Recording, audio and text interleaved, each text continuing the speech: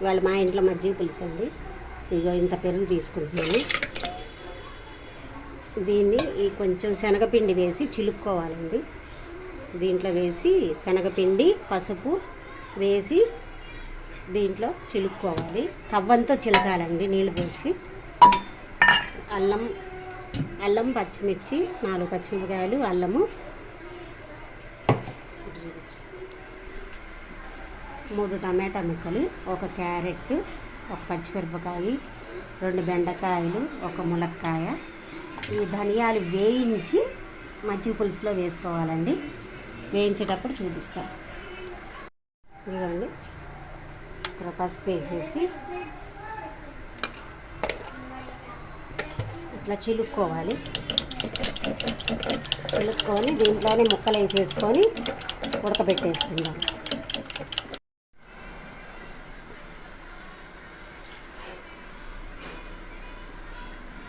ములక్కాయ ముక్కలు, బెండకాయ ముక్కలు, 3 టమాటాలు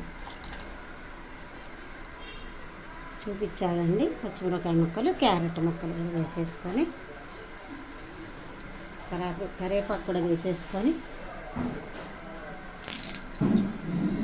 మరగనివ్వాలండి బాగా.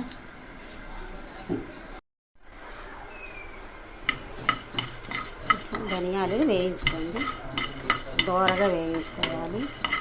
మజ్జిగలో శనగపిండి కలుపుకోకపోతే మజ్జిగ విరిగిపోతుంది. మీడియం ఫ్లేమ్లో పెట్టుకొని వేయించుకోండి. ధనియాలు బాగుంటుంది.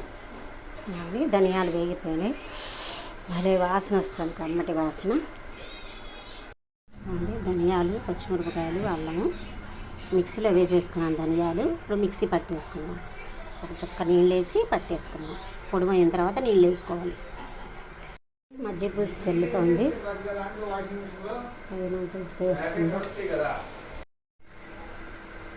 నేనైతే 3 స్పూన్లు ఉప్పు వేసానండి. కరెక్ట్గా సరిపోతుంది. కావాలంటే చూసి వేసుకోవచ్చు. తెల్లుతుంది ముక్క కూడా. అల్లం, పచ్చిమిర్చి, ధనియాల పొడి వేసేసుకున్నాము. వేసుకున్న తర్వాత కలయబెట్టేసి ధనియాల పొడము, అల్లము, 4 పచ్చిమిరపకాయలు వేసేసి కలిపేసి మరిగిన తర్వాత తిరగమాత వేసుకున్నాం.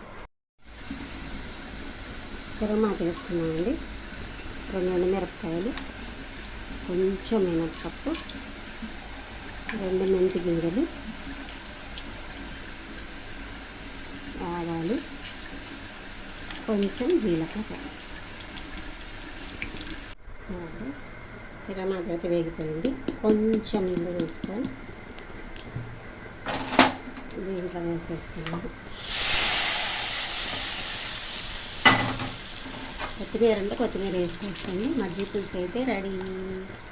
కమ్మనైన మజ్జిగ పులుసు. దీనికి కాంబినేషన్ మా ఇంట్లో అయితే ఒట్టిపప్పు, ముద్దపప్పు, మజ్జిగ పులుసు. మజ్జిగ పులుసు అయితే నచ్చితే లైక్ చేయండి.